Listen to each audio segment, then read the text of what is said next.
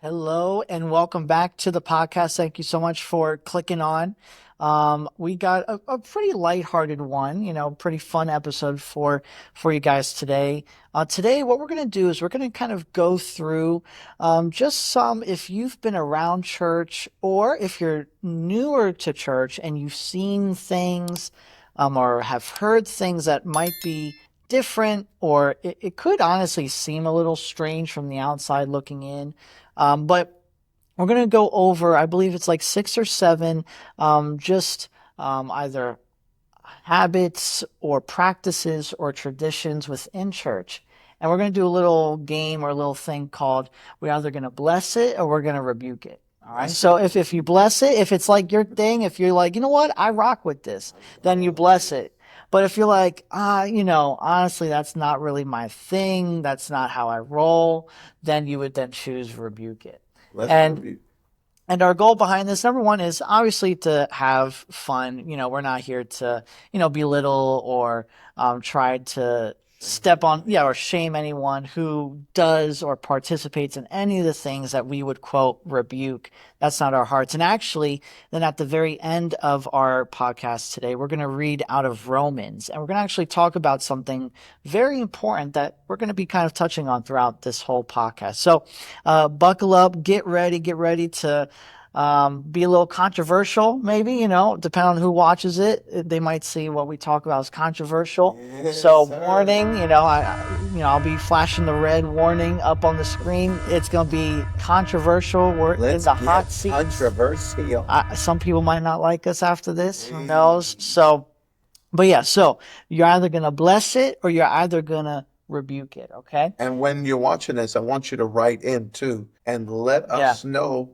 what you think. What are you rebuking? What are you blessing? Right, Yeah, right. So exactly. I want you guys to play along. It's gonna be a good time. All right. So first thing, number one, this one's a big one. So this one is flag dancing. So flag dancing is when in church, there's many ways that people like to express their worship to God. And one of those things being using flags or using banners to express their worship during a service, or sometimes you see it maybe during not a performance, but something that happens on stage, like a special worship dance. So flag dancing. So before you kind of say where you are with bless it or rebuke it, what are your thoughts on it? What are some stories or anything like that? So this is a very interesting thing, and it can be comical. Again, not to like shame anybody, but the reality is that it could go either way. Yeah. I mean, I've seen it done beautifully, Yeah. and it adds to, and then I've seen where it takes away, it's not done well, and that kind of thing. So I've seen it both ways.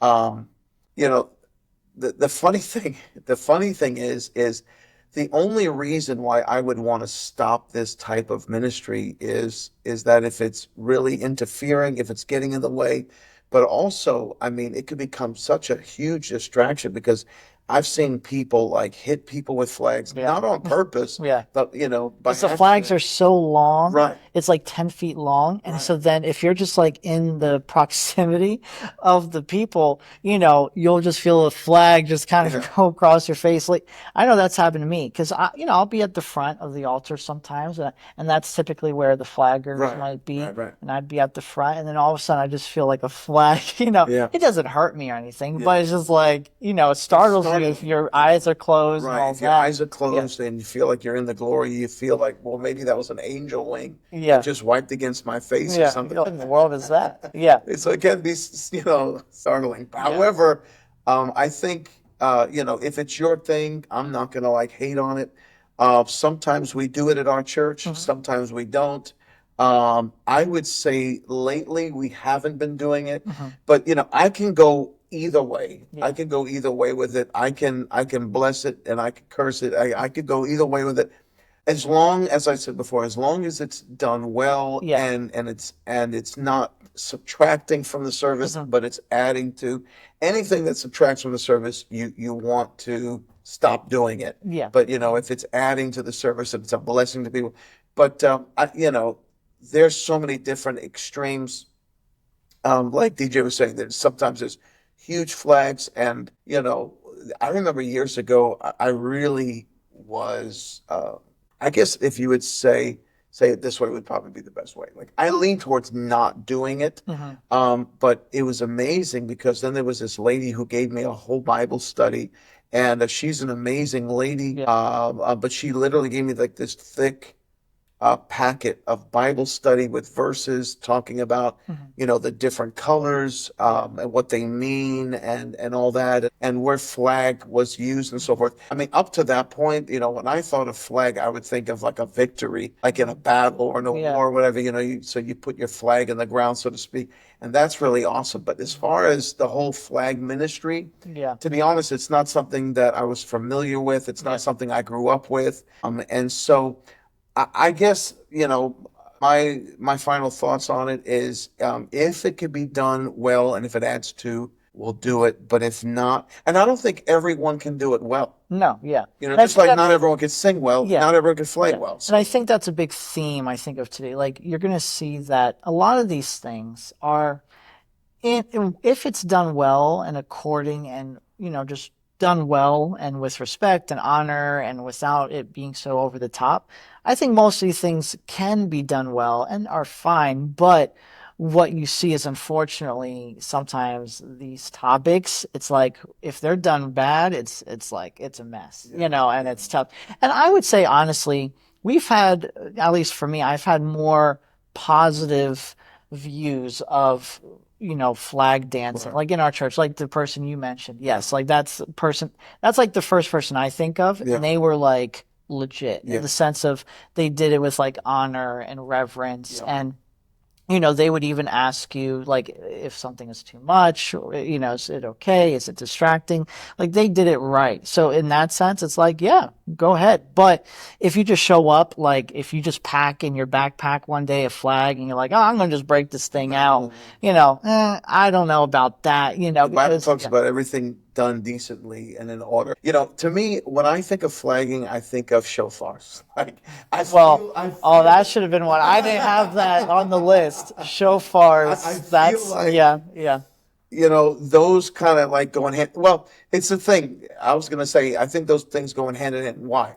Why do I say that? Because if it's done well and if it's at the appropriate time, yeah. and there's what there was a lady, and again, she was very into blowing the shofar, and I'll never forget it because she came up to me very respectfully Mm, before service began, and she wanted permission.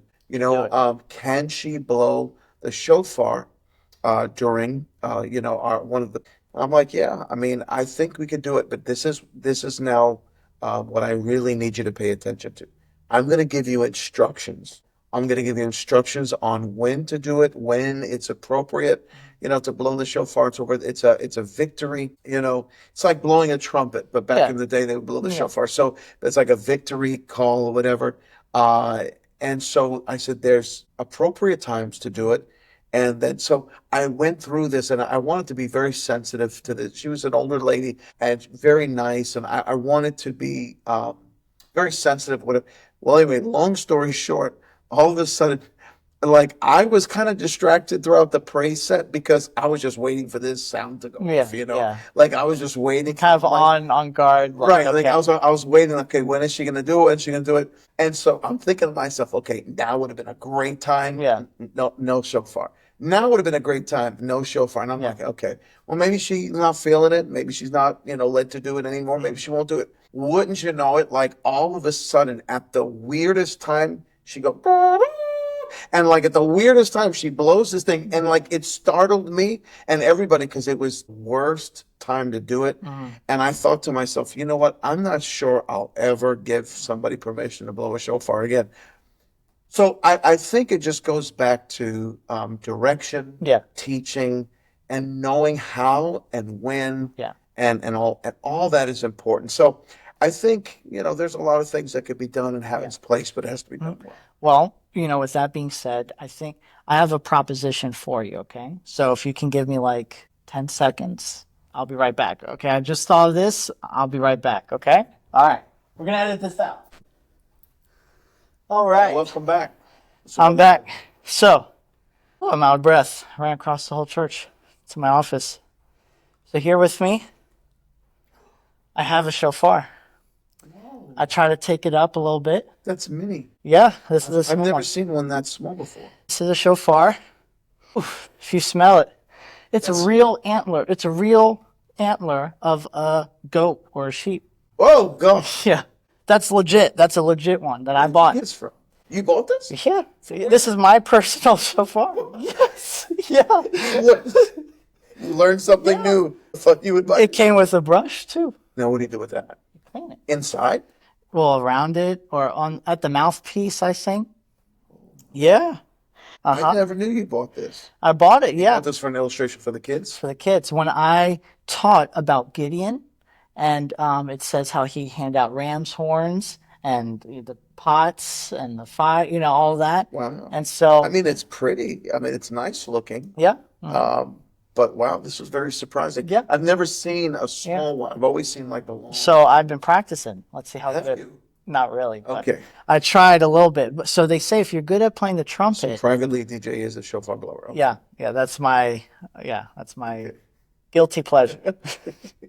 All right, so let's see. All right, don't want to blow out. That's a potent smell. Yeah, it's legit. Yeah, like this is a real ram or something. It's a real horn. It's pretty. It's nice. That's why I kept it. Okay.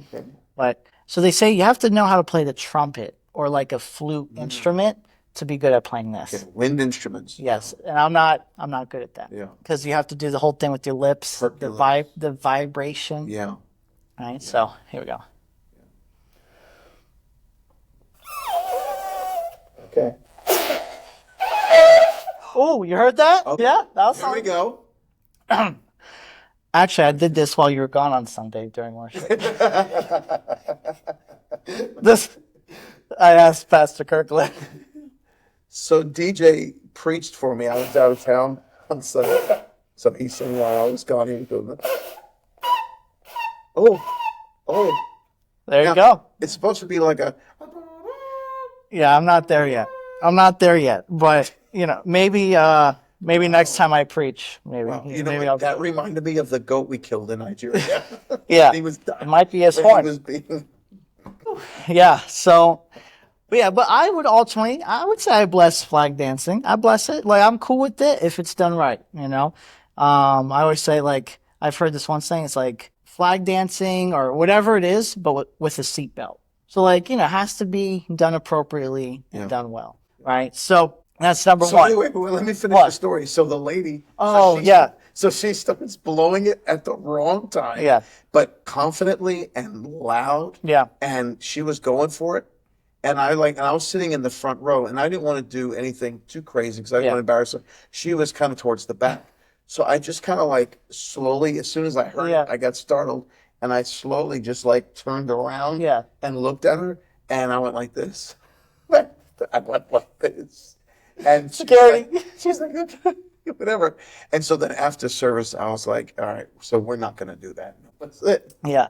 And it doesn't mean because it's wrong or that it's bad, and that's one of the jobs of a pastor, right? It's what does a pastor feel is appropriate for the service, for the church, knowing the congregates, knowing the worship, knowing the flow.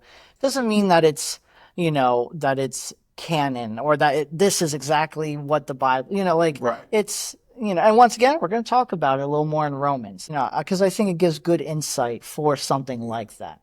Flag dancing, I say bless it. I'll bless it. He's going to bless it. Praise It God. has to be good. All right. So number two is something called fire tunnels. Have you ever heard of fire tunnels before? Yes. Have you ever been in a fire tunnel? Yeah. You have? Yeah. I've never been. No. Wow. You gotta No. So if you don't know, I have a little definition of what it is. So a fire tunnel is when a ministry team or a pastor or people will line up parallel to one another, right? And they form two lines, but then they kind of like, now I don't think everyone does this part, but I always picture as like they're like joining hands on top, over time, right? yeah. And then the whole point is then, you create this tunnel Right. and then you send people through the tunnel. And the purpose behind it is as they're going through, Praying for them. you're praying for them, you're laying their hand. So really they're not getting hands up here. Yeah. You're just walking through and they're laying hands on you. They're praying for you. They're ministering to you as you're walking through. And other resources kind of say this will happen, not because out of it must happen or it needs to happen in order for the Holy Spirit to move, but it just says that as people feel led, maybe they'll do this. And this is more honestly done out of like efficiency. Like if you're at a huge conference, maybe 1,000 people, 2,000 people, but you and your heart and your desires to pray for people to maybe make it quick. Yeah. Or maybe, you have a lot of ministers that want to pray for all the people, Right. and it just might be too hard. So then they'll form a fire tunnel just to kind of like Right. quickly get it done. Right, because you're kind of just walking through the tunnel that you create. Right. So that's what a fire tunnel is. So if you can, and for all these things, I'll try to have some pictures, post edit. But so that's what a fire tunnel is. So you've been in a fire tunnel. Oh, yeah. So explain your experience. So again, and I think this probably, goes for all of these, but I think if it's done well, Yeah. then it's great. But um, these, in my opinion, were started, and I could be wrong, but this is just from what I've seen, what I've heard. These were started really by the charismatic movement. Yeah. The charismatic movement and a lot of what you said is true. So there would be like a lot of ministers there. They would create, this tunnel. Yeah. Sometimes they would, join hands at top, but mainly you would see as people are just walking between the ministers, they're just like laying their hands on their shoulder or their back, Yeah, whatever yeah. the case may be. And they're just like blessing them, like, I bless you in the name of Jesus, or, healing, whatever like the theme of prayer is for that moment, and so I've seen it well, and like you said, that's very accurate. Like you can get a lot of people through quickly, So I mean, hundreds of people very quickly. So it's cool, and some people would really, experience God, and it's not because of the tunnel. Yeah. They would experience God because there are people praying for them, and so it's just like, for example, people praying for one another one on one. But just imagine you have this tunnel created of men and women of God, and let's say there's 20 or 30 of them. And as you're walking by, everyone's kind of like laying a hand on you as you're walking through. And so, people have been healed. People have received the baptism of the Holy Spirit, praying in their heavenly language and, or healing or, just a quickening in their spirit and empowerment. So I've seen it work well. Thank God, I don't really have any stories where I didn't see it done well. Yeah. Like I've always seen it done well. And I don't know, I could be wrong, but I think if you're going to be brave enough to do this, because it is a little bit different. Yeah, sure. We've actually done it, I think, a couple of times here at the church. But it's, probably twice in 15 years or something like that. Yeah. But the reality is that if it's done well, it's really powerful. I haven't seen it not done well. So And I'm sure there's stories of it going Yeah. on. And I think too, what maybe a lot of people can be like unsure about. So typically the circles that do fire tunnels are charismatic circles. And within those circles, you're going to have more, whether it's manifestations or more, whether it's slaying in the spirit, like you're going to have more of that part. So I think sometimes what a lot of people who don't like fire tunnels are probably the same people who don't or who are against being slain in the spirit. like, they don't really like Pentecost or Catholic. Yeah, so that's like the hard part. So like, in the sense of trying to criticize something like a fire tunnel, most people probably won't like it because, the possibility of some sort of traffic jam. If, someone does fall over, if someone is manifesting or whatever it is, whatever's going on. Yeah. And I think what you said was, I think, a good way to put it. It has nothing to do with the tunnel. Yeah. Has nothing to do with that. It's like, pastors have a hard time winning. Either people get upset if they're not prayed for, But then if they try to be efficient and they try to do their best to pray for everyone and they do fire tunnel, they're like, oh no, that's just too weird now. So it's I think the origin of it is out of obviously I think, a good heart, a good, place in the sense of they want to pray for people. They want to lay their hands. But let's be real. Like if you took the time to walk around a whole room and pray for 1,000 people individually, that's going to take all day. And I know the people at the end would get annoyed that it's taking so long. People at the beginning would say, well, now it's done. Now do I leave? So I think it's for convenience. And then you could have an opinion like, well, should stuff like that be done out of convenience, if it's for the like, yeah, sure, you can try to talk about that, but practically, and that's one thing I think a lot of people don't understand about the job and the roles of like pastors and ministers, right? Like you have to think about the logistics. You have to think about the practicality of things. And people can be uncomfortable with that because then they feel like things can seem manufactured, but that's not, we have a job to do, unless people are okay with a 4-hour church service, which some people are, some people aren't, right? But it's just kind of funny because I think the people that have problems with it would have a problem with a 4-hour service. Yeah. They'd have a problem with not being prayed for if they wanted to be prayed for, right? So, I think the same people that have problems with tithing. Yeah. So you have to take, it's like take the good and spit out the bones. Yeah. Nothing and no way of doing things will be perfect. Yeah. And so, and if I'm not mistaken, in my research, a lot of people are actually giving it to like Bethel. A lot of people were saying that Bethel was probably one of the main contributors. And I'm a big Bethel fan in the sense of Bill Johnson, Chris Vallotton, and, their teachings. That's where I went to ministry school for a year. Yeah. And so, and that's a whole other thing. Like we could do a whole video just on Bethel because Bethel's one of the most people try to tear them up. Are they a perfect church? No. Do they have perfect theology? Well, I think all of us are trying, to strive for that, but they do a lot of things well. Yeah. And, that's pretty much it. That could be a whole other video though, just talking about Bethel and talking about certain churches or certain, sects of Christianity that like can seem controversial to a lot of people. And some people don't call them fire tunnels, but like some people might call it like a prayer line. Yeah. And it's just the way that, people are positioning. Yeah. It's kind of the same as like if you have the people themselves, like we've done this a lot more than like a fire tunnel, but like we have everyone who wants prayer line up. Right. And then the minister walks down the line and prays for everyone. It's honestly the same thing, just reverse engineered. So it's just the pastors are standing still while the people are walking. Right. The other way around, which I feel like a lot of people would say it's more tasteful and it's not a big deal. The people are standing still and the pastors are walking around. So it really is the same thing, you know. Right. So I would ultimately say fire tunnels. I bless it. I think, I think it's a good idea. Fire tunnels, absolutely. Yeah, and obviously, like we're talking about done well. I think for anything we talk about, you could probably find, something that could be against it or a bad example of it, of course. But done right. No flagging in the tunnel, though. Yeah, that would be a mess. Yeah, of course, yeah. So number 3, all right. So this one's a interesting one. So how do you feel about when it comes to Easter and Christmas and with church activities, church functions, church services, including the Easter Bunny and or Santa? Well, this is a great question.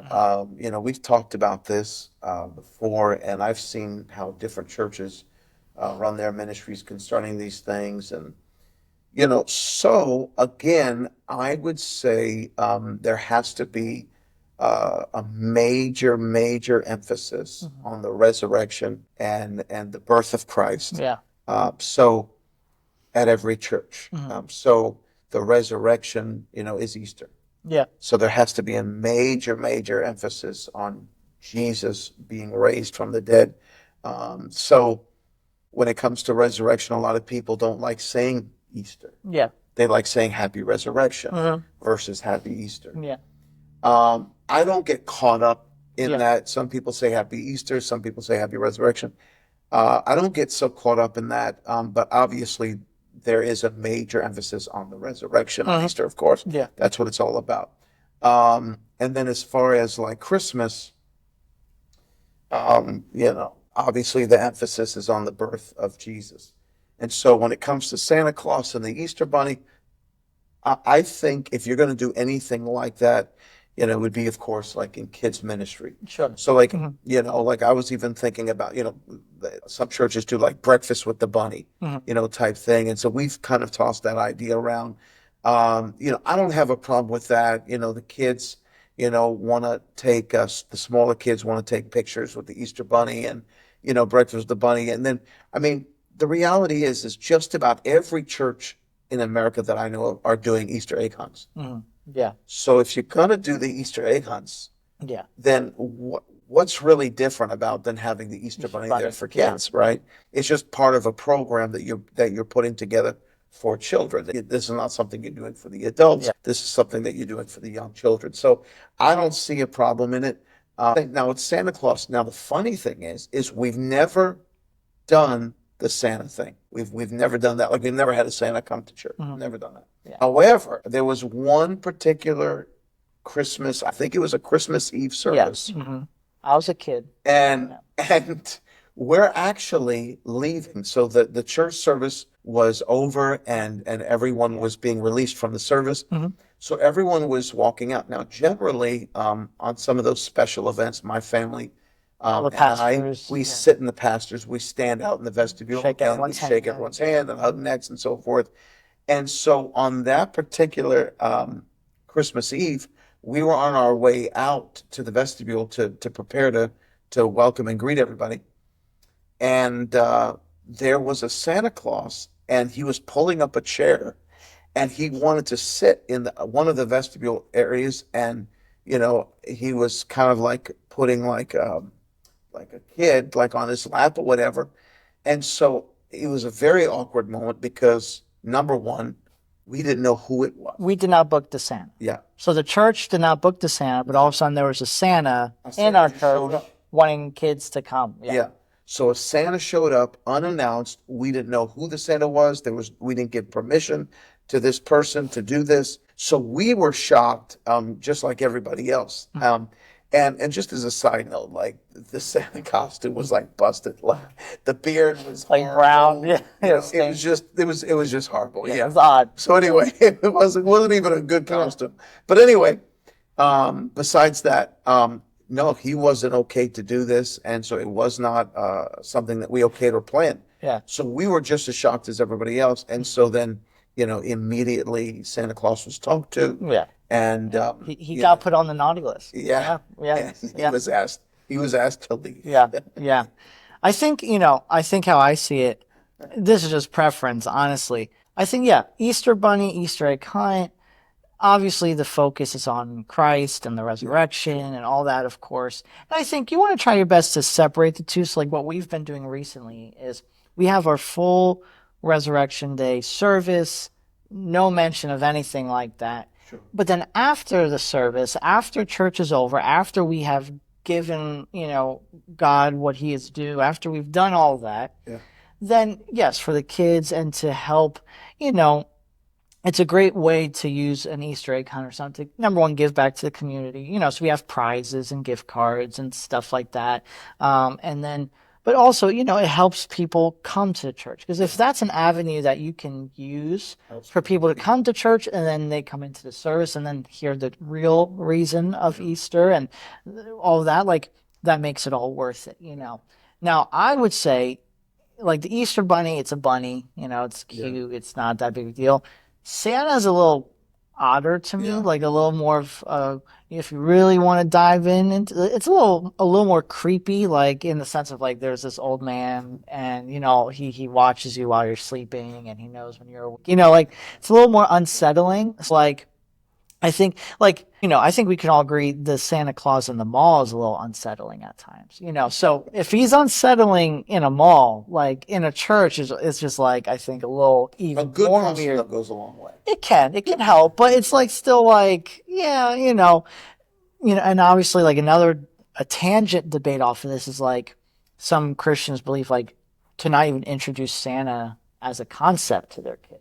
St. You know, Nicholas, yeah. yeah, like Saint Nicholas, like Santa Claus, so now I grew up in in a household where you guys like, yeah, we did Santa. Like, oh, Santa brought the presents. Santa came down to, make the cookies. Yeah. But I know some people that they'll say, no, Santa has no part. It's like your parents bought you the gifts and, but, what the reason behind Yeah. Christmas is the birth of Jesus and all this, so, I think obviously none is a sin if you partake in or it's you're anti-God if you even mention Santa or This is Easter. talk about another conversation. I think this would be another great podcast, but things that Christians have different opinions on. Yeah, and that's kind of what this is in some Yeah, senses. Now, because you're talking about yeah, Santa, the Easter Bunny, and then you could fill in yeah. the blank Well, with and anything else.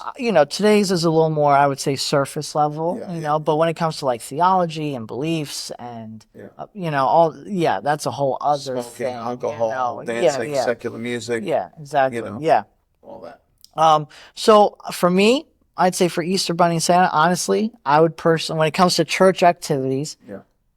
I would bless the bunny, but I think I'd rebuke the Santa when it comes to church. That's what I would say. That's how I think I would draw it. What about you? That's interesting. Yeah, I mean, I definitely see where you're coming from.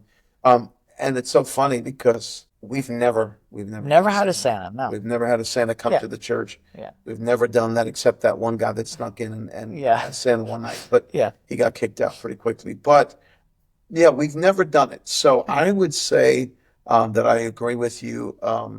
I would stay away from the Santa in the church. yeah. And as far as the cute bunny, I think we could do the cute Yeah, it's a bunny. bunny. To be honest, I could kind of take it or leave it. Yeah, yeah, It's well, put it this way, we've never done the bunny yeah. either. We've never done the We've bunny. never It's done. true. So we just started talking about, maybe breakfast with the bunny, taking pictures. We just started talking about that because I've seen it somewhere else and I've seen it done well. Yeah, And so that's why it even came up in conversation. But honestly, we've never done the yeah, bunny either. yeah. It's Up true. to this point, we've Yeah. Now never we've done done it. Easter egg hunts, Right. which Right. technically they're kind of same, but We've at done, least there's no like, I think the big thing why Bunny and Santa, it's because like to much of the world, it's like the mascot of the holiday. yeah. Well, we know, well, no, that's Yeah. not the face of the holiday is Jesus. So yeah, I would so go with you on that. okay, so bless the bunny, but sorry, Santa, Yeah. you're on the naughty list. Yep, Yeah. ain't going on. So, number 4. All right, so this is one that I've seen in other places and stuff like that. But so if you've ever been to a church and it has a stage or whatever, and there's usually a seating section on the stage Yeah. for maybe it's pastors, honorary guests. So they kind of call it like the pastor's like stage seat or whatever. There's different names for it. Seating area for Yeah. pastors and guests. So the on-stage seating area, Yeah. right? So when it comes to this, so this is my opinion. So I do think it's okay when it comes to on the floor, like with the normal seats. Like I understand saving seats for honorary guests or the pastor and their family, because well, number one, the pastors they have to be accessible to the Yeah. stage, because well, they're the one going up onto Yeah. the stage. Right. And I think, and then obviously save seats for their family, because yes, it should be okay for their family to sit with them then. Sure. And then also too, on top of that, I think when it comes to like honorary guests, as a church, depending on the size of your congregation, all that kind of stuff, I think there's only so much that certain churches can do. Like, yeah, mega church, oh yeah, sure. You get flied in, you get picked up in a nice car, or whatever. But other churches, like, maybe take you out for a nice meal. And then, but you know what? Like, just out of a sign of honor and just thinking like, hey, like we'd love for you to sit with us. Yeah. Right. And I think that's what it ultimately turns into.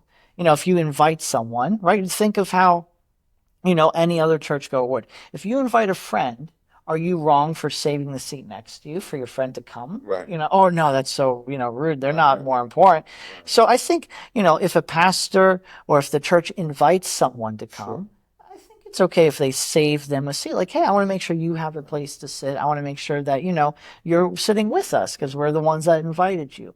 So I'm cool with it, like on the floor with the people. I've seen the seats on the stage. Yeah. To me, more than anything, it's just like a little awkward because like they're looking this way, you're looking. So like you're kind of, it's just, and it's putting people, I feel like it's like a little more unnecessary in the sense of, like I said, I'm cool with honoring with seats, but it's just like, I don't know. To me, it's just a very odd thing. Or Like, unnecessary. yeah, unnecessary in that So sense. I grew up that way. Yeah. So this is kind of a cool one because this is like just the age difference. Yeah. Um, so in your age category, by the time, do you ever remember people sitting on the stage? Here, Yeah. maybe like very vaguely, like, but I can't remember where they would sit because I remember like the choir, Yeah. like the choir steps and all that, but I don't know where. Yeah. If there was just a couple of chairs off to the Yeah. side, There was like I don't know, maybe like six chairs on the on the stage on actual the right side. on the right Yes, side. yeah, but I don't know if I remember people actually sitting in them. Like I remember the seats being there, but I can't recall. And that could have been I was probably maybe in the kids You were in the kids ministry, area, but yeah. yeah, So that's interesting because you're 25, yeah, years old, and I'm double your age. I'm yeah, 50. So um, we had that setup yeah. here for a long time. Hmm. For a long time, that was very common in church to have seating for the pastors or their guests on the stage, and they would usually be off to the right side or to the left side. That was very, very common. So I was raised that way. Yeah. Um, so I don't see a problem with it. However, we haven't we haven't done that in a very Yeah. long time. I would say we haven't done that probably for 18, Yeah. 15 to 18 years. Yeah. We haven't done that and now it's basically like the front row. Yeah, sure. So we have special seating for pastors and guests in the front rows of the sanctuaries. Yeah, we haven't done it. I don't see a problem with it. So I would bless it. I would bless it. I'll even at least think of it for myself, like in the sense because I'm a pastor and who knows, one day maybe I'm invited somewhere or whatever. Yeah. I would just think of the people who are sitting up there. I don't know about other people, but like me, I'd rather my seat of honor or the honorary guest seat be on the floor because you just think you're sitting on the stage and I don't know where you would look. Are you looking at the backside of the guy speaking? Are you looking at the congregates? Yeah, And generally look at like whoever's speaking. yeah, but then too, then like you're like talk about a magnifying glass. Like now, because I can tell you the people on the floor are looking at the people up there, and for me, Sure. I personally would probably rebuke it only because I feel like it's more awkward than anything. Like I don't think it's bad and whatever, but I was just like, it's just not my thing. I really think like it's a generational thing. Yeah. Like because you haven't really seen it, and so Yeah. you don't. So for me, it's I think it is an honor thing. But to be honest, from the way I see it, it was just for two main reasons. Number one, it was quick access. Yeah. So like whoever was speaking next. You just So got like up right right. there. So like Yeah. for now, like we're on the front row. So I mean, I don't know. It might take 30 to 60 seconds, depending on who it is, Yeah. which is not a long time, but it could take, right, would you say about 30 to 60 seconds, Give or from take. Yeah. someone to get up from the front row. And then the way our stage is situated, we have steps On the on the sides. right Yeah. and the left. And then we have one staircase like right in the middle, but generally we sit closer to the side so that we have quick access to The that steps. side step, Yeah. and then we go up. Versus if you're standing like 6 feet away, Yeah. from Well, you're the already up pulpit, on the stage. you're already on the stage, and so I think number one, it was just quick access for those shifts. The other thing is back in those days, we didn't have security. Yeah. Hmm. Back in those days, you had ushers, Yeah. but you didn't have security. Hmm. And I think that um, the leaders wanted to be on the stage because they can get a really good bird's eye view Like what's going on. of what's going on in the congregation and if anything weird is taking place. Hmm.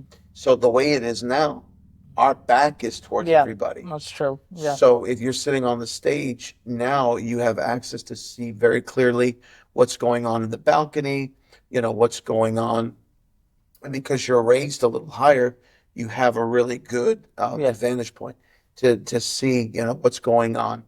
Um, and so I think that, for some of it was also safety because again, Mhm. there was no security. Yeah. Now we can turn our back to the congregation because now we Yeah. have security, Yeah. Who's watching? basically all over, and they're doing that. They're watching what's Yeah. going on. So we have them in, in different locations of the church, posted in different places. So I think that was part of it. Hmm. So and just really to see Yeah. like who's there, Yeah. like who's coming to church, and that kind of thing. So who's there, who's not there, that kind of Yeah. thing. So yeah, so it wasn't like anything like the purpose wasn't like Mhm. anything weird. It Yeah. was there was purposes, Yeah. for it.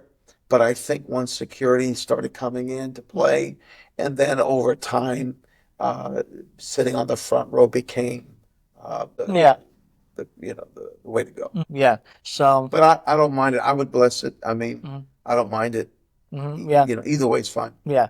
And yeah, I think I'm an indifferent person typically, but if I had to really pick a side, I'll say rebuke it just Yeah.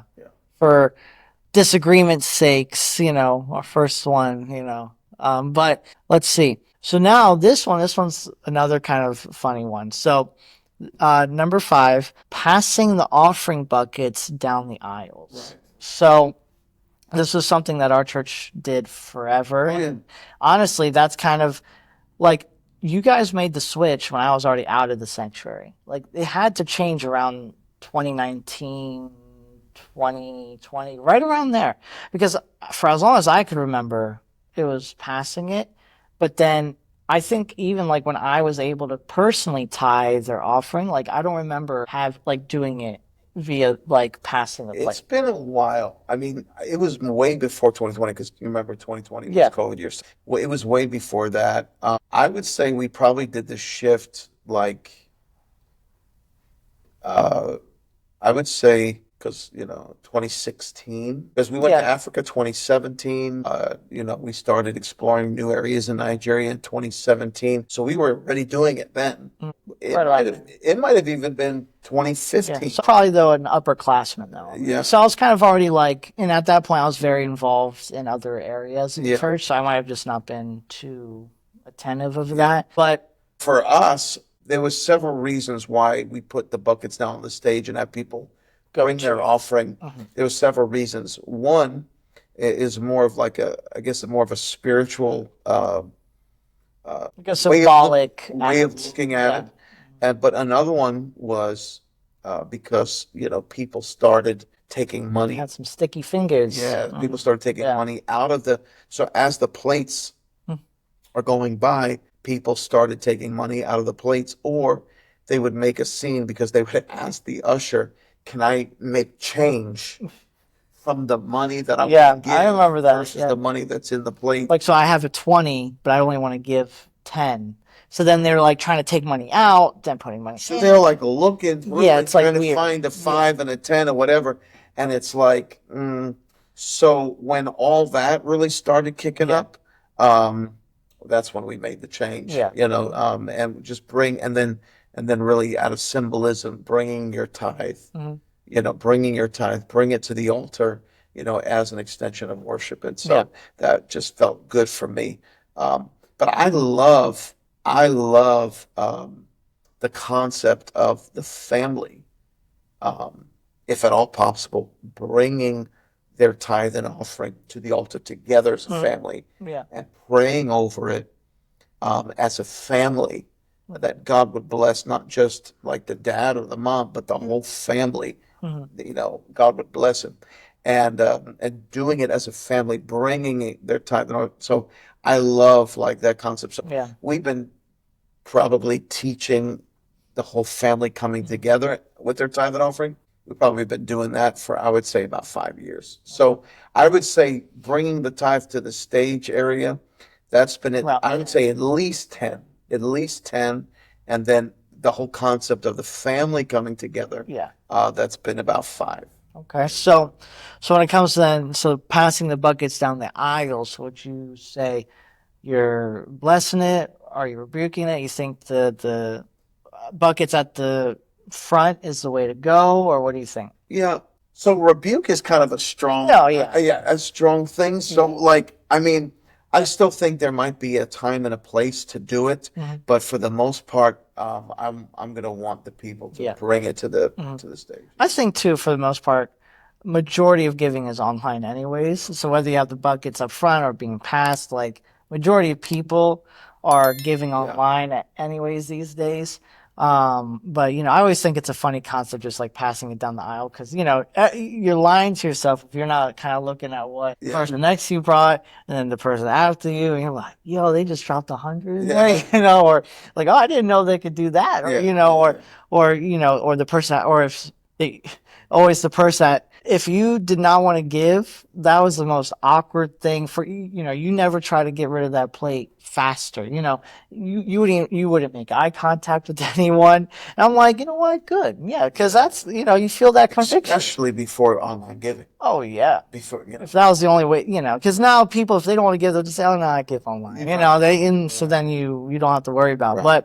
But so I'm not against the aisle giving. I think there's some nice little pieces too. But yeah, I think once again, I don't think it's bad enough in my mind, or I'm not against it enough to rebuke. So I'd say I bless the aisle giving, but I think in today's day and age, online giving just kind of trumps all of Yeah. that, and then What we do in our church, if you're going to give online, which the majority of people Yes. do, I say bring your phone Yeah, with sure. you, just as symbolism or just as an act of obedience. I say Yeah. them just like kind of like hold the phone on the bucket and just pray, Father, I thank you for your provision and blah blah blah. Yeah. I'm It's believing important for your this. kids. It's important for your It's kids to great. see what you're doing. I think it's important for your kids to see, like, oh, okay, so like, we do give, we do tithe, or and if it is online and you just stay at your seat, it's not about sending a message to other people, but it's more, it's to show to your kids, like, this is what we are doing, this is what we are committed to, and so on. And technically, I have thought this a few times. People can fake the tapping on the bucket too, but that's between obviously them and the Lord. Yeah, back in my day, people used to give empty envelopes. Yeah, yeah, I know that's So crazy. because when it was all about envelope giving and stuff, you put it to Did you hear about recently? You know what's been happening at our church? That there's been someone, but they're leaving an envelope of money underneath our doormat. Did you hear about that? I vaguely did, Yeah, it's been happening the last like 2 or 3 weeks. but I keep forgetting to ask, like, No one knows who. It's just, and the envelope. So it's our church envelope, but then there's no markings on it, and it's just cash in it. I was like, oh, that's interesting. no marking, no direction. No, nothing. Just in our church envelope, and and they don't, because we have a mailbox. So I'm like thinking, Yeah. if I was that person, but they put it underneath the doormat. So I'm like, It sticks out enough so you could see it. yeah. Or you know what? Actually, I'm wrong, because it's it's just the cash. That's what because we put it in the envelope. Oh, No, yeah, that's what it is. Yeah, so there's no envelope. no envelope. No, yeah. So I misspoke. So because I was counting with Pastor Rene, and yeah, he said he just saw it there. And it was like This is flapping happening under the once wind. a week. I think so for the last like 2 weeks. Yeah, very, very odd. Very interesting. Wow. I don't. But they put it underneath and it's not like they're trying to hide it to get it for themselves. Like it's clearly out. It's like half underneath the mat, and then the other half is like in the wind blowing up and all that kind of stuff. But I'm like, either if they're, I don't know. I don't know who it could be or why they're doing it like that, but that's what they're doing. That's interesting. Yeah, very interesting. So All right, so number 6, our final thing until we dive into Romans 14. Number 6 is mime worship. So this is, so we know what mimes are. So mimes are people out on the street that, they paint their face white and they're trapped in a box. There's, it's kind of like a sad clown type of thing. I think that's kind of what a mime is. Or happy. Could be happy. Yeah, it could be happy mimes. But there are certain churches, certain kind of sects of Christianity that in worship, just like how we have worship dancers, Right. people who dance, which I think dancing is biblical. David danced and, all that. But there's people that will paint their faces as like a mime. So the white with black and all that. Right. And then they play a worship song and then they like mime it. They So act out it's the kind of, song. yeah, so it's like an acting out of the song. So a little bit of dance, a little bit of, choreography and all that kind of stuff. So mime dancing. So that's gonna so when I say mime dancing, that's including like the whole face painting.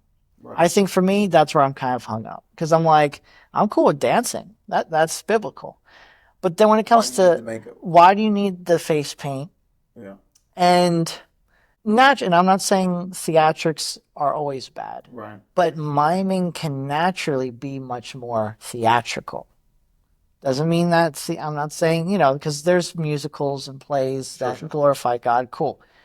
But naturally, it's a lot more theatrical.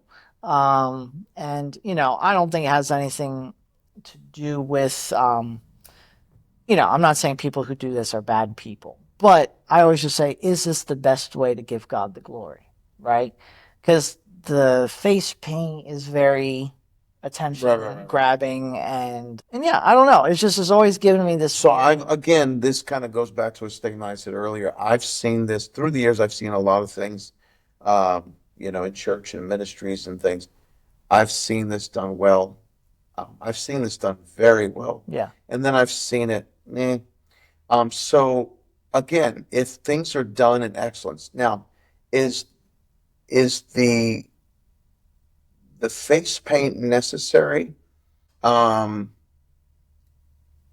I think that it's probably not necessary. But again, I guess I would have to kind of like ask myself, why do they put the face paint on?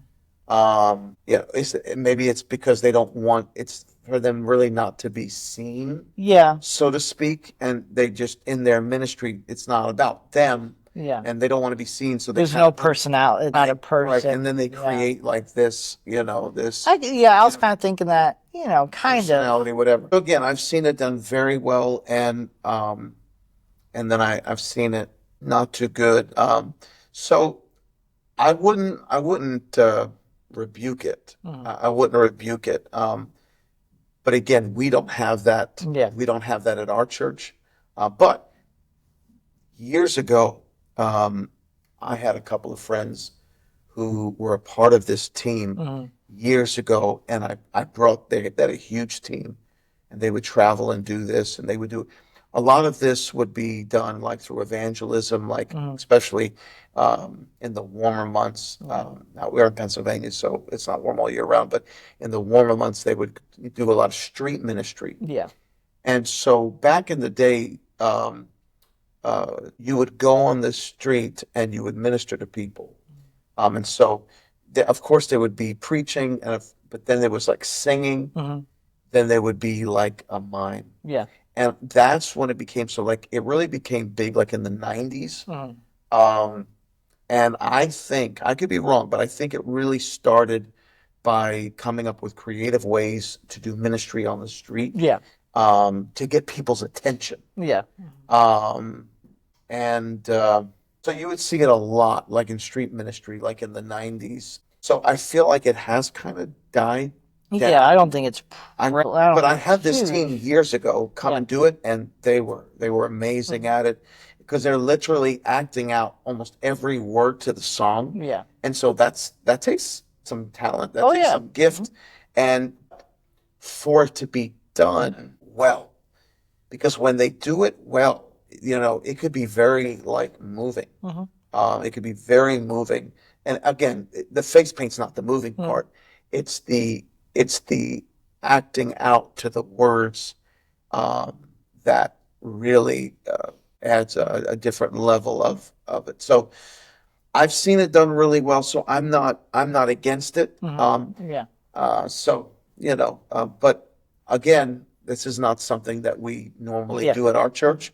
I I know think some too. churches Yeah. love doing it. I think too, when it comes to anything that kind of falls under like the performative arts, singing, instruments, dancing, Sure. all that, and this is another really interesting Where teaching. stop teeps came into Yeah, play too. yeah. But, the teaching of the difference between a gifting and an anointing, Yeah. you know, and because that's where I think sometimes the lines can be blurred or can get foggy if you're not careful, because people can be gifted and in a technical sense it can be done well, and so therefore, all's well that ends well. But sometimes, whether it's just my personality or whatever, because I I give most people benefits of the doubt, but sometimes in certain areas I can be a little more negative, but a little more critical, sometimes. So like, yes, it can be done well, but just because it's done well doesn't mean that it was like needed or necessary. And I'm not saying that's the case for everything, but I'm just saying that's sometimes my thought process when I'm going into something. Because there's a lot of people that can do a lot of things really good, but then you realize they're not really living for the Lord, not fully committed. Yeah. But they'll. It's like this is what you're starting to see in gospel music, right? So Kirk Franklin is a huge example of this. Amazing state of the art technician of music, like probably one of the greatest music masterminds that the gospel genre ever saw. Him himself, he wasn't a singer, but he knew how to orchestrate things like how no one ever heard it before, right? Yeah, it just seems So, like he's a little off. well, so now, Yeah. today he's on a whole other area, like gospel music today, now more than ever, is being used as almost like a stepping stool into stardom. Like a lot of rappers, there's this one rapper, I don't really know, but her name's like Gloriza. So she's this gross, provocative rapper, right? Like talks about private parts, terrible stuff, like She's a Christian inappropriate. rapper? Well, Maverick City invited her to be a feature on one of their songs. And at the Christian Dove Awards or one of the BET, some Christian award, Glorida, whatever her name is, Gloriza, she won the award for the best Christian artist in hip hop or something, like something ridiculous. And so, yeah, and unfortunately, in my opinion, Kirk Franklin has been a huge stepping stool of that crossing. Like he's been working a lot with like secular rappers and people who are clearly not living for the Lord based off of their music, based off of their lifestyle, and kind of whatever. And so that's the one thing. Like I said, gospel has been used, or Christian music, even gospel music, Christian rap, Yeah. whatever. Just Christian music in general. Yeah, it has been like The envelope. today it's the most popular I think it's ever been in history. And for some reason, a lot of secular people see it as like an avenue to like rise up quicker. Because it's like if you can get on the top of a smaller market, then if you're the top of the small market, it exposes you then to the large market, and then you kind of go from there. So, it's important to be able to tell, like, another example, but like on the other side. Sometimes if you're not necessarily the best at something, but you can still be very anointed, and that's impactful and that's like meaningful. Right. So uh like a Stephanie Gretzinger, like, she was always like one of my favorite worship leaders. She's not the best singer. Like they were saying that. And there's even times in the worship set or in the song, her voice is cracking. It kind of sounds a little like high pitched, a little all over the place mechanically. But when it came to her own just like spirit and then her, like, just seeing her worship for the Lord, and then, just inviting God's presence. Like, she was very genuine and very just anointed in that kind of way. So that's one thing I've kind of like seen, like, yes, is it possible to be gifted and anointed? Of course. Yeah. Is it possible to be gifted and not anointed? Yeah. Yes. Is it possible to be anointed and not gifted? Yes. So I think that's just always like an interesting play, like just when Yeah, that's a whole other conversation yeah, it's too. a whole thing. Yeah. Yeah. Yeah. With music industry, worship Yeah. industry, Yeah. even preaching. Yeah. There's gifted public speakers, Yeah. and then other way around, so very interesting. So but yeah, so to conclude all of this for today, right? So obviously, I think for the overall part, though, with all six of the things we talked about, the mime worship, the offering buckets, honorary guest seats, Easter Bunny and Santa, fire tunnels, flag dancing, all these things, I think, yeah, do we have preferences? Yeah. Yes. Yeah. But ultimately, are any of these things, in our opinion, evil and deserve to be sent to hell? No. No. Right? And I think this is where so many Christians mess up, because they'll pick certain topics and they will plant their flag on, like, this is evil, this is demonic, this will send you to hell, this will strip you of your relationship, Yeah. this will, praise the devil rather than praising God. Like, you have people that will really try to criticize certain and yes, you want to be critical, and because no matter what you do, you want to do it well. The Bible teaches that.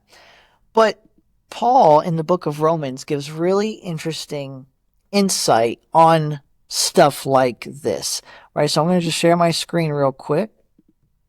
Romans 14, and I'm going to just read this with you guys. Here we go. I think Yeah. it's important. I think in all these things, and even some of the things that you were just talking about, I think it's important to kind of weigh all these things through the Spirit of God, to weigh it out. That's where discernment comes in. Yeah. Oh, yeah.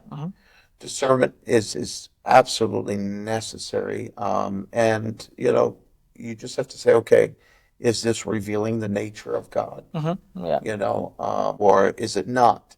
And so I think we got to be careful, that we use wisdom and we use discernment in all of these things.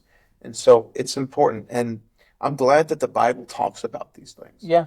I don't think we'll read it today, but there's another scripture that talks about, it's not worth arguing. Yeah. Because a lot of these topics people would argue about, like, Right. how dare you not allow flags in your church? Right. Or why would you allow flags in your Right. church? Right. So it's an argument. With any topic. Yeah. So let's read what God says about this. So Romans chapter 14. It says, accept other believers who are weak in faith and don't argue with them about what they think is right or wrong. For instance, one person believes it's all right to eat anything, but another believer with a sensitive conscience will eat only vegetables. Right? So just one real quick thing, right? Don't argue with them about what they think is right or wrong. This is not talking about morality issues, right? Because yes, we're called to call out the immoral and the evil and the injustice and whatever it is, the wrong in the world. Yeah. But what they're talking about here are truly not moral or theological discussions. Paul is teaching, God's word is saying, what you eat is not a moral thing. What you eat is not a theological discussion. I think that's like, so waving flags, that's not a moral discussion. That's not a theological discussion. Right. Where you place your offering bucket, that's not a moral discussion. That's not a theological discussion. So he's saying these topics that don't fall under morality and they don't fall under theology and who God is, right?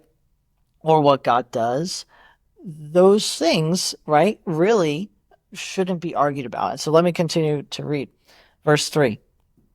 Those who feel free to eat anything must not look down on those who don't. And those who don't eat certain foods must not condemn those who do, for God has accepted them. Excuse me. Who are you to condemn someone else's servant?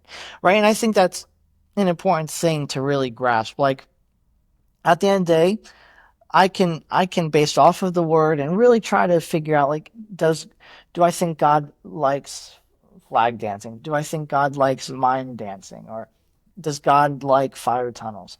You know, I could try to decide that as much as I want, but ultimately God alone, like he knows what he wants. And I think truthfully, when it comes to stuff like these topics, not moral topics, not theological topics, but kind of that other um, area when it comes to like the practical, how to do things. There are certain things, if God does want us to do things a certain way, he makes it known. But I think it's important to leave that up to God, and that in that process, like if I start arguing and yelling and being angry and mean to a person or belittling a person, I'm actually sinning, right? Because I'm not supposed to be that prideful. I'm not supposed to, it literally says, don't look down on them, right? So if I think these decisions are not going to change eternity. yeah, exactly, right. So then it continues to say, who are you to condemn someone else's servants? Their own master will judge whether they stand or fall. And with the Lord's help, they will stand and receive his approval. And I think that's interesting, with the Lord's help. Like, God doesn't want you to fail. Yeah. God's going to give, like, God knows your heart. And God, so if he knows your heart, even if what you did wasn't the prettiest, if he knows that your heart was right, and once again, I'm not talking about moral things because people say, oh, I preach for LGBTQ because my heart is in the right place. Well, that's a different subject. That's a moral and theological issue. You can't mess with that. You can't mess with that. But if it's talking about should I be a vegan or not, if someone really feels, well, I really shouldn't eat meat because I just feel like that's God's creation, if that's all it lands at, and, as long as they're not saying, well, if you do eat meat, you're evil. As long as it lands at just like, that's just what I feel, then that's cool. And God, and right, with the Lord's help, he's going to stand you and he will stand and receive, his approval. Verse 5, in the same way, some think one day is more holy than the other day, while others think every day is alike. Right. You should each be fully convinced that whichever day you choose is acceptable. Those who worship the Lord on a special day do it to honor him. Those who eat any kind of food do so to honor the Lord, since they give thanks to God before eating. And those who refuse to eat certain foods also want to please the Lord and give thanks to God. All right, so once again, it kind of goes down to intent. But once again, intent only matters when it comes to these types of scenarios. Intent does not matter when you deal with morality. Sure. Intent does not matter when you deal with theology and what is truth, what is gospel. Yeah, absolutely. Right? Yeah. Yeah. Verse 7, we don't live for ourselves or die for ourselves. If we live, it's to honor the Lord. And if we die, it's to honor the Lord. So whether we live or die, we belong to the Lord. Christ died and rose again for this very purpose, to be Lord both of the living and the dead. So why do you condemn another believer? Why do you look down on another believer? Remember, we will stand before the judgment seat of God, for the scriptures say, as surely as I live, says the Lord, every knee will bend to me, and every tongue will declare allegiance to God. I'll just read to verse 13 right here. Yes, each of us will give a personal account to God, right? Because at the end of the day, that's why I think both of us land in, we're indifferent for a lot of these things, because at the end of the day, you have to understand it doesn't really matter if I create a strong opinion and it's not worth my stress, it's not worth my anger, it's not worth my time. Because at the end of the day, it doesn't matter which way if I landed on the bless it or if I landed on the rebuke it, it doesn't really matter, because at the end of the day, every person will have to give an account for what they chose to do to God. And ultimately, God is the judge. Once again, and I feel like I need to keep prefacing this, because people will take this and pull it into morality matters. They'll pull it into theological things. This is not talking about that. The reality is, even if you're on the worship team, so to speak, and if you're just on the worship team because you want to be seen. Yeah, that's wrong. And God knows, right? God knows. And then verse 13, so let's stop condemning each other. Decide instead to live in such a way that you will not cause another believer to stumble and fall. So then verse 13 is a very important caveat to the whole, it's a nuanced part of the conversation, because there can be things that are not necessarily moral or theological things, But there can be things that can be confusing to people. And so Paul's saying, don't confuse people. Don't cause people to stumble and fall for the things that you choose, right? So, like, that could be, for example, casual drinking, right? You have a lot of Christians who believe casual drinking is okay. But see, the problem is, and they have all these reasons why. But the reality is, decide instead to live in a way that you won't cause another believer to stumble and fall. Casual drinking can be very confusing to another believer, right? Or even to non-believers. It's like, oh, I thought that was wrong. And if you say, no, it's not wrong, and, it kind of plays into the moral a little bit because, well, drinking, we know, drunkenness is a sin, so that's moral. And so you're playing with, it's like right below moral, like you're really messing with a line that you don't want to, like, we're all going to give a personal account. Like, I can take my chances on flag dancing. Yeah. I'm going to take my bets that God is okay with that. And I'm willing to give that personal account. And if I'm wrong, like, I pray that God forgives me for it. But something like casual drinking, that's not a line I'm trying to mess with. Like, God, the caveat, the loophole, and then technically I was never drunk, but yeah, a few of my friends when they were casually drinking with me, yeah, a couple of them did get drunk while we were doing that. Like, that's a much blurrier line. So the Bible says, run far away from even the sight of evil, right? So, but I think this is a great passage because it helps believers settle debates that should never even be started, right? And I just thought about this the other day, but like unity in God's house, like Jesus wants us to be united. We won't do it today, but if you read John 17, to my knowledge, John 17 is the longest recorded prayer of Jesus. The longest recorded prayer of Jesus. So if you ask me, I'm like, wow, a conversation between the Son and the Father, you'd pay money for that. And this is the biggest conversation recorded between the two. John 17, it's a whole chapter. And and at least when it comes to John 17, the very next chapter, John 18, is when Jesus is arrested. And so this is a long prayer. And the main focus of the whole thing, when you read it, the whole thing is unity amongst believers. The last thing Jesus prays before his arrest, the longest recorded prayer of Jesus that we see. He could have talked about anything. He could have talked about eternity. He could have talked about heaven. He could have talked about hell. He could have talked about salvation. He could have talked about all the things that people debate about. But what was most on his heart in that moment was unity amongst believers, right? And that's such a lost goal, or that's such a lost vision. Even, in the Bible, it talks about the 7 things that God hates. Yeah. And a lot of them have to do with disunity. Yeah, like being divided. Divisive. Yeah, exactly. Right. And so I think that's just on God's heart. And, ultimately, then we want that to be on our heart. Like, we don't want to allow things that are truly in God's eyes insignificant, and it's not the determiner of salvation, and it doesn't mess with God's moral law, or it doesn't mess with the truth of who God is or what he does. Like, we don't want to waste time debating or arguing or fight. All throughout the Bible says, don't quarrel, don't fight, don't argue. That it's just not God's heart. Slow to wrath. Yeah, exactly. Quick to So, forgive. yeah, but so, I'm hoping then, barring all of this, hoping you'd accept my proposal of the shofar, maybe, just, but yeah, but that's it for today. That's all we got planned for today. So fun. yeah, this one was a good one. So make sure you comment below. Like, what are you blessing? What are you rebuking? Do you have any funny stories? Yeah, exactly. We want to hear from you. So thank you once again so much for commenting. Make sure you like it. Make sure you subscribe. The last time we recorded, so as of right now, we're at 74 subs. I'd love to see 80, and then we're getting close to 100. So be a part of that. Help by spreading the word. And yeah, that's it. We'll catch you guys on the next one. We love you.